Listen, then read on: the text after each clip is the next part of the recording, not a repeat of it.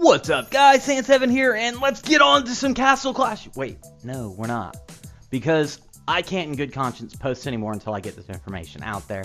What is it? Well, this is all the little dirty secrets and tricks behind how games like Castle Clash get you to spend so much money. Now, you can see that they've already taken it down from the forum. That's why I posted it on Castle Clash, and that's why I'm forced to make a video to get it out there and let you guys know. Now, you can see this is a lot of information. It's not all going to be in one video. A lot of what I'm going to say is going to sound a little nuts unless you actually pay attention to the foundation and facts behind it. I want to start with a quote from a game developer, E. McNeil. Some games are regularly accused of employing psychological tricks to exploit their players. Without specifics, this can end up sounding like a paranoid conspiracy theory. It's not. The tricks are simply the exploitation of common weaknesses such as cognitive bias.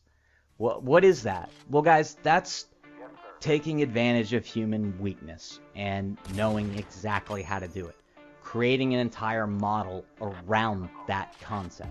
Now, this game, Sniper Shooter, it has some aspects that can be found in the coercive tactics that are used by free-to-play games, but in no way, shape, or form is it anywhere near to the level of CC. And the reason I'm making this video is because when I researched the tactics, every single one of them is used by Castle Clash, and every one of IGG's games. They are all anti-games, aka money games.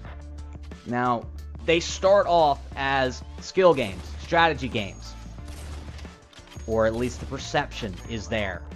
Now, one thing I want to get clear very early on is the model in general, free-to-play. It's a wonderful model. It's here to stay. It started in 2001 with the Chinese browser games, and it since has been morphed to cater more towards Western gamers because, well, there are cultural differences, first off, due to the amount of control that Western versus Eastern individuals will be able to stand up to until they flat out say no. I'm basically flat out saying no now. This is me seeing this system of control in place for what it is, and now I cannot sit quietly until I put this information out, and I won't put another Castle Clash video until I am done with this, because I feel like I have to educate you guys about it and just let you know. Because if you know what type of control system is in place for this, you're going to be able to recognize it a lot easier. Let's start from the beginning with Castle Clash. Well, it was a game created with skill, with strategy, and if you're a free-to-play player, a lot of this, when I start getting deep into it, it's not going to relate to you because the game is still what it is. It's a challenging game.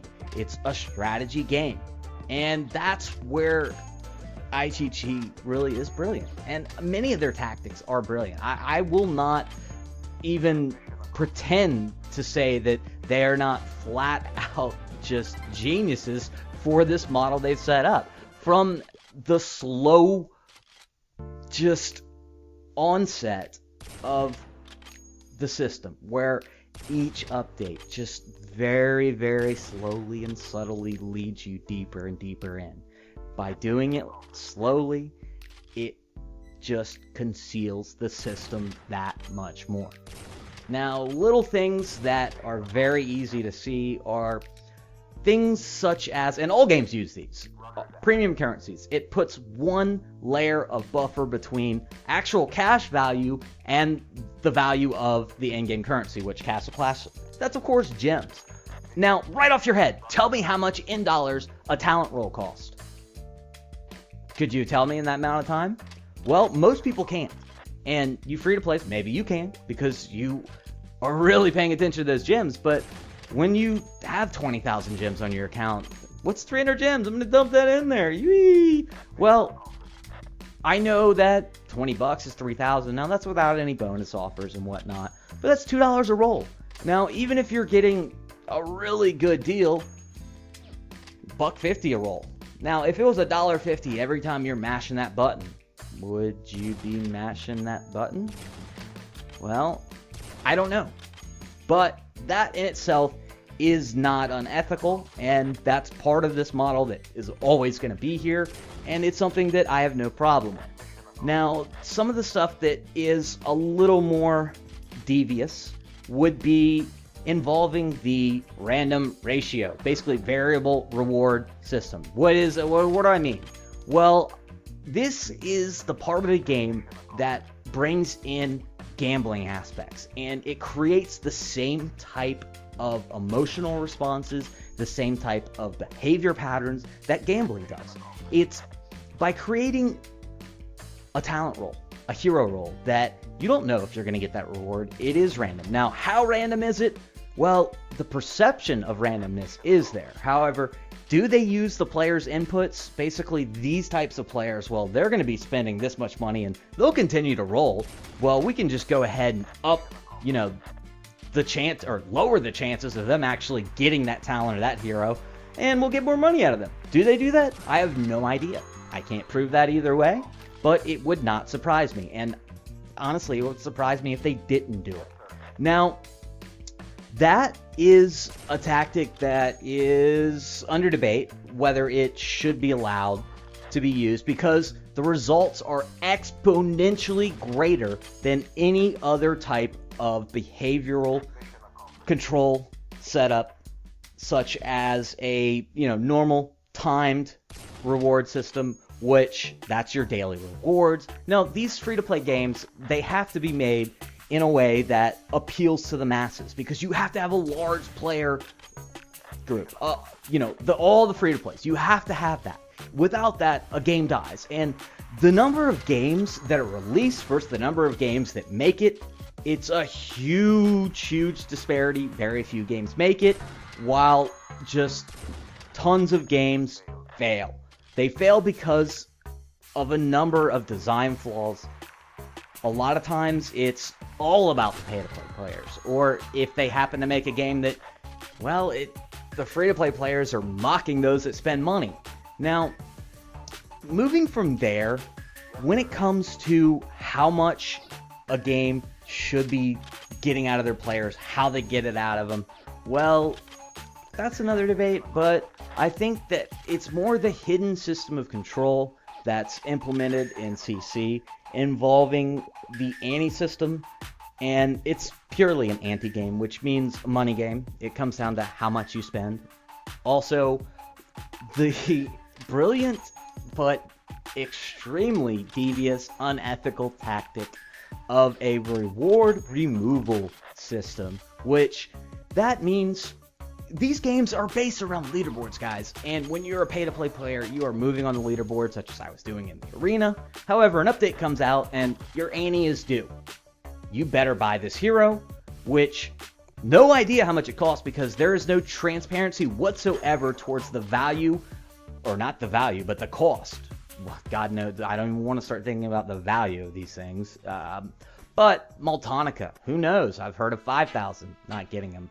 And I'm going to wrap up here just with a few questions, but this is just video 1, moving on to I don't know how many videos, but this is from Dr. Mark D. Griffins. Now, these questions aren't, but this quote is, even when games do not involve money, they introduce players to the principles and excitement of gambling. So even as free-to-play players, you are introduced to these type of tactics, and it's something to at least be aware of. Now, the questions, are you paying more to play more or play less?